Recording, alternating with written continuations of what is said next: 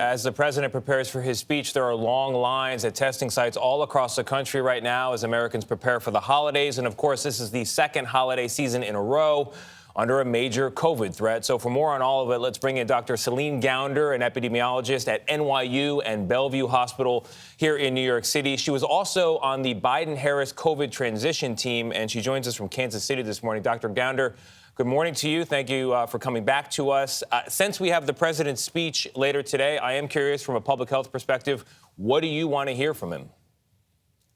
So one, I really want to hear a focus on hospitalizations and deaths. We are seeing hospitalizations skyrocket, deaths on the rise in parts of the country where people are not vaccinated. And I think that really needs to come through, that there is a very real impact of vaccination on risk of ending up in the hospital, of risk of dying. Secondly, I'm very interested in hearing more about his plans to make rapid testing much more available to the American public. As we've heard, they will be opening up a website similar to what has been done in the UK, where you can log on and order free rapid tests to be delivered to your home. And I think that's really going to make a big difference for a lot of people in managing their risk. When it comes to rapid tests, how accurate are they? What do we know about how reliable they're going to be, since they're going to be going out in great numbers in the days and weeks ahead? This is a very good question. And I think one way to think about rapid tests is if the result is positive, you have COVID. If it's negative and you have symptoms, you may still want to get a PCR. They do sometimes miss that diagnosis, especially early in the course of disease. So again, positive rapid antigen test, you have COVID. If it's negative and you think you had a high risk exposure or you have symptoms, still go get a PCR. Okay, now, when we were taking these vaccinations, we were told this will give us optimal protection. Now we're seeing a rise in breakthrough cases with those that are vaccinated. What do you attribute to this?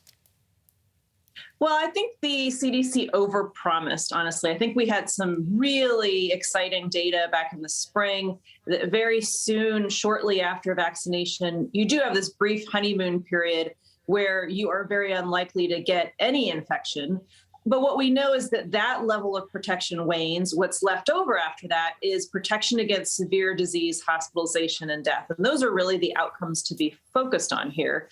The other issue is Omicron is relatively immune evading. And so while the vaccines offer very good protection against severe disease, hospitalization, and death with Omicron, you are going to see breakthrough infections with Omicron. So if you really do want to protect yourself for whatever reason against any infection, you need to layer other interventions like masking and all the rest.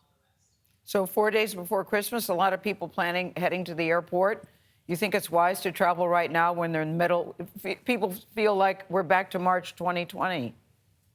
Well, look, I traveled yesterday from New York City to Kansas City. My husband and I had an early lunch so that we wouldn't have to eat on the plane or in the airport. We wore N95s in the car with the windows open on the way to the airport, N95s on the plane the entire flight. And then some of the other things we've done, we've gotten rapid tests. The entire family is going to be rapid testing every day. I got my sister, you could call it a bit of a lump of coal. I got her 3 HEPA air filtration units to put in the living room, dining room, and kitchen.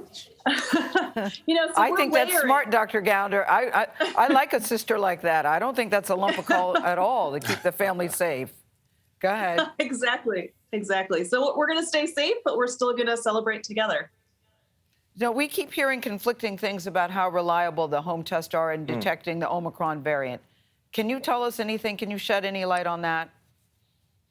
Yeah, there have been some discrepancies in results, particularly in some of the sports leagues and Broadway theaters, where they're testing every day with multiple different kinds of tests. So if you have discordance between test results, where one is positive, one is negative, you see that evolving over in real time in settings like that because they're testing so much. What I would say again is the tests are probably by and large still useful and reliable, but if you have a negative test result on a rapid test and you've had a high risk exposure, somebody had COVID, or you have symptoms, I would still go get a PCR test at your local public health department. Another place, for example, in New York City that's been great is our health and hospital system, by far much more efficient and fast than lining up at some of the urgent cares. So I would really reach out to your local public health department and see what's the best place to get a PCR if your rapid antigen test is negative. All right, Dr. Gounder, and I think that's good advice. Get your sister or your relative a HEPA filter. Merry Christmas. Merry Christmas. Thank you. Thank you so You're much. welcome.